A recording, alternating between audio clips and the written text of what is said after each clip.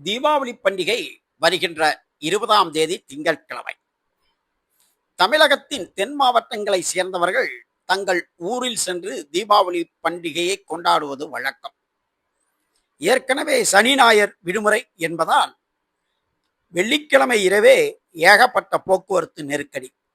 இந்த சூழலில் மீண்டும் ஊர் திரும்பும் மக்களின் போக்குவரத்து நெருக்கடியை குறைக்கும் வகையில் தமிழக அரசிடம் தமிழக ஊழியர் சங்கம் கூடுதல் விடுமுறை கோரி வேண்டுகோள் விடுத்திருந்தது. இதையடுத்து தமிழக அரசு தீபாவளி பண்டிகையின் போக்குவரத்து நெருக்கடியை குறைக்கும் வகையில் தற்பொழுது கூடுதல் விடுமுறையை அறிவித்துள்ளது. அதன்படி 20ஆம் தேதி தீபாவளி பண்டிகை.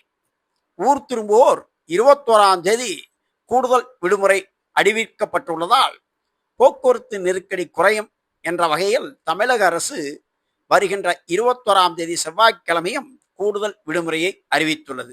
இது அனைத்து நிறுவனங்களுக்கும் பொருந்தும் என இந்த அறிவிப்பில் தெரிவிக்கப்பட்டுள்ளது.